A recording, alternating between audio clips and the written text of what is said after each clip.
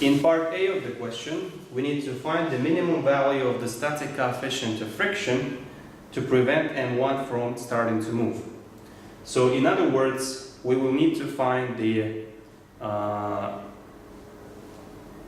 static friction force which will eventually balance the system, and the system stays at equilibrium. Now, in order to answer that question, we will need to look at the forces acting on each of the mass and make sure that the forces balance each other.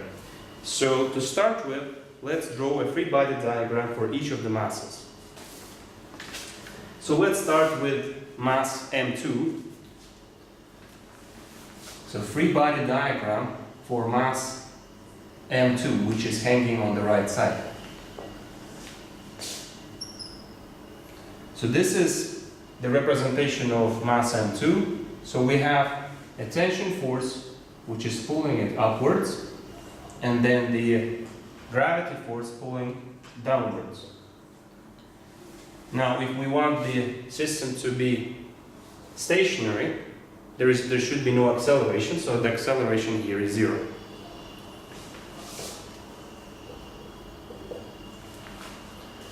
Well, let's now write the Newton's second law for the mass M2.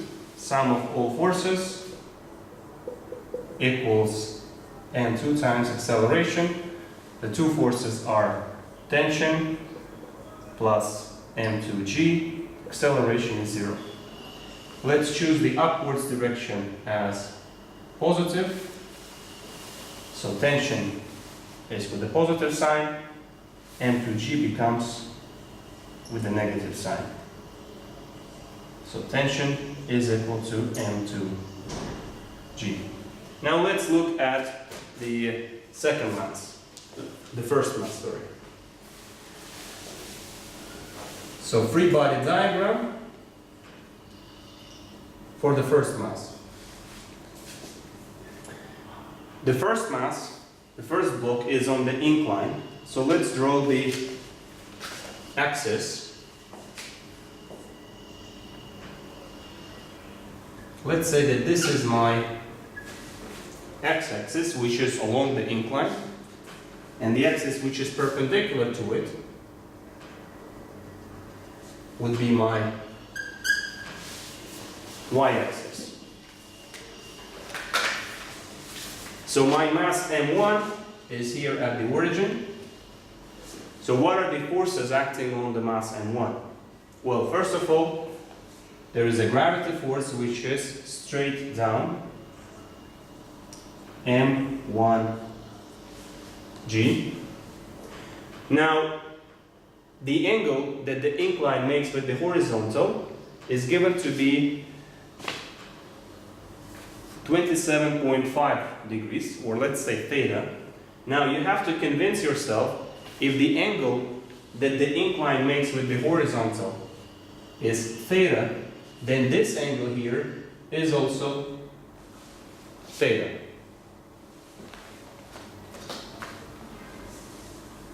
So what are the other forces? Well, there has to be a normal force acting from the incline on the block M1, and it's pointing perpendicular to the surface. So this is our force N, or the normal force. Then there is a tension force pulling it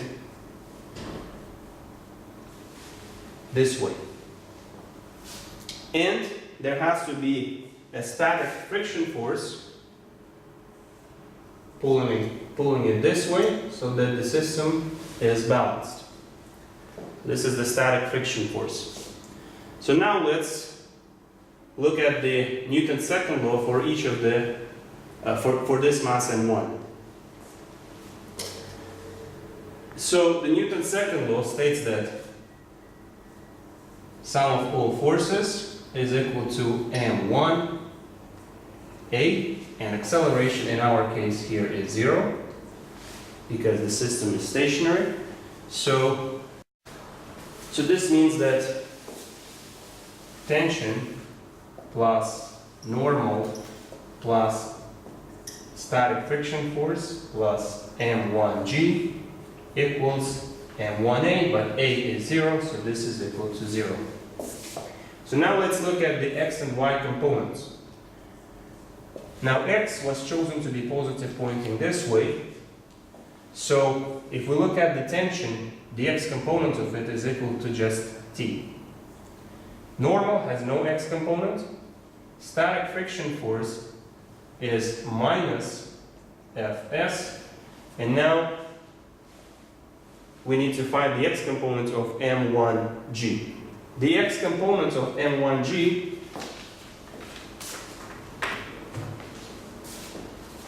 is the projection of this vector on the x-axis. So it's this. And if you look at this triangle here, this triangle, the side which is opposite to theta is the same as this one. So this side is equal to m1g sine theta.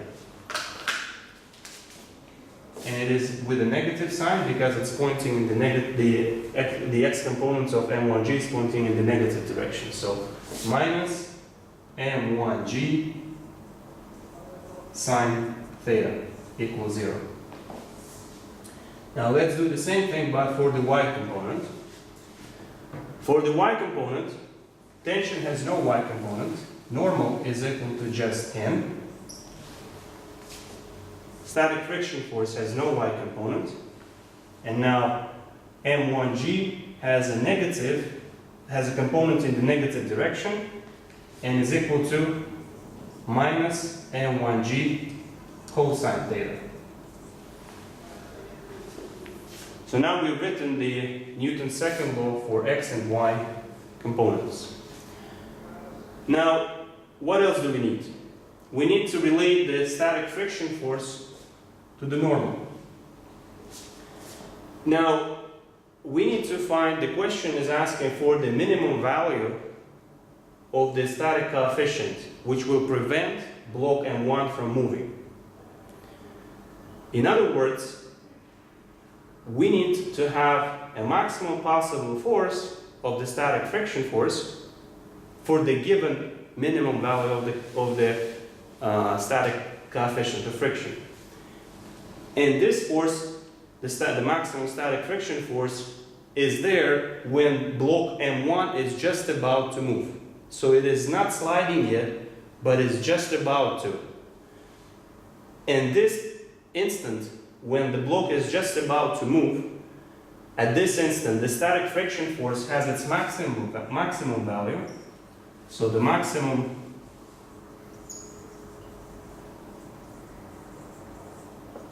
value is equal to, for the static friction force, is equal to the static coefficient of friction times the normal. Now,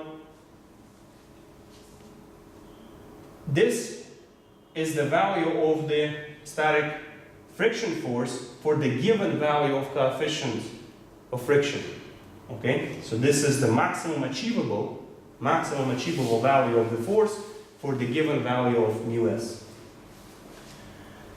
So let's write this down then. So we know that static friction force is now equal to mu s times n. And from this equation, you can see that m is equal to m1g cosine theta. So we can just say m1g cosine theta. So now we have three equations that we can use. We have this one, number 1, this one, number 2, and this one, the x component, the number 3. We've already used the y component. So in order to find this coefficient of static friction, let's take this first equation and plug it into the third one, and let's do the same thing with the second equation and plug it into the third one here.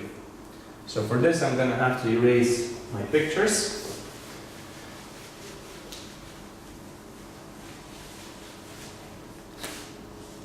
So I have tension minus static friction force, so tension is m2g. Static friction force is here.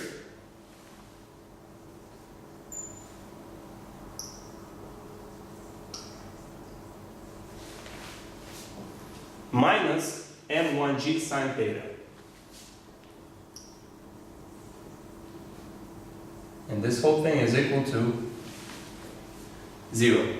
So from here I can calculate for the static coefficient of friction, μs, and is equal to m2g minus m1g sine theta divided by m1 cosine theta g. G will cancel out, and then you can tidy this up. So this becomes m2 over m1, 1 over cosine theta, minus tangent theta.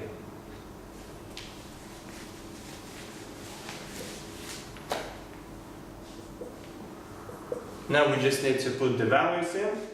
So m2 is equal to 3.1, m1 is equal to 2.6, 1 over cosine of 27.5 minus tangent of 27.5, and if you do the math, this gives you 0.82 for the coefficient of static friction, and as you know, it has no units, just a number. So in part B of this question, we need to find the acceleration of the system if block M1 is moving up the incline. Now, in order to find that, we will have to start with the free body diagrams again. So let's draw a free body diagram for block M1. So just as in the previous part, I will need X and Y axis. So X is along the incline, pointing this way. Y is perpendicular to it.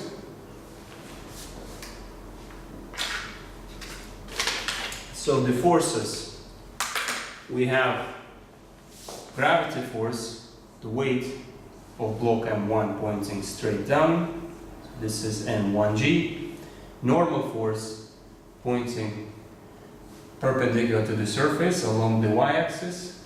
This is the normal force. Then there is a tension which is pulling it along the x-axis. And then there is a friction force, but now it's not a static friction force but a kinetic friction force because the block is moving. So we should say F kinetic. And remember, this angle here is theta. So also the system is now accelerating, so we have to show the acceleration pointing along the x-axis. So this is the free body diagram for block M1. Now let's draw free body diagram for block M2. So the forces are the gravity force, M2G pointing downwards, the tension force which is pointing upwards, and the block is accelerating downwards, because if block M1 is moving upwards, it means that the block M2 is moving downwards, so the acceleration there is in a downward direction. So now we need to write the Newton's second law for each of the masses. So let's start with M1. Or let's start with M2 because it's actually easier. So for M2, we can say that the sum of all forces is equal to M2A. So tension plus M2G equals M2A. Now note here that we've chosen the positive x direction pointing this way, which means that for block M2 the positive is fixed to be downwards. So the downwards direction would be the positive direction in this case. So this goes with the plus sign. Which means that here we have tension with a negative sign, M2G with a positive sign, M2A with a positive sign as well. So we can work this out for tension. So tension is equal to M2G minus A. So let's leave it there for now. Now let's look at M1. Now, I've already written the Newton's second law in the previous part in a vector form. So now let's just do the components. So let's look at the x component first. So in the x direction we have tension force, kinetic friction force, and the x components of the gravity force. So the tension force, the x component, is equal to T, and it goes with the plus sign because it's along the positive x-axis. Kinetic friction goes with the minus sign, so minus Fk. And then the x component of M1G, we also calculated it in the previous part. So we will just say minus M1G sine theta. And this is equal to M1A. Now let's look at the horizontal component, vertical component, the y-axis. So this was for the x-axis, now the y-axis. In the y-axis, we still don't have any acceleration. So this means that the normal minus M1G cosine theta is still equal to 0, just as it was in the previous part. So now we can use these equations to calculate for the acceleration. So I have this equation, let's number it as 1, this equation 2, and this one 3. And we actually need one more equation which relates the normal force and the friction force. So we know that the friction force is equal to the coefficient of kinetic friction times the normal. Okay, so now let's plug everything into equation 3. So if we do that, instead of tension I have M2G minus A. Instead of the friction force, I have minus mu k times the normal, and the normal from this equation is just M1G cosine theta. So this becomes M1G cosine theta minus M1G sine theta equals M1A. So now we just need to solve this final equation for A. So if I take this A on the other side, then here I have M2G minus mu k M1G cosine theta minus M1G sine theta equals A times M1 plus M2. So let me erase this now. So acceleration is then equal to, let's take free fall acceleration g out, so g m2 minus mu k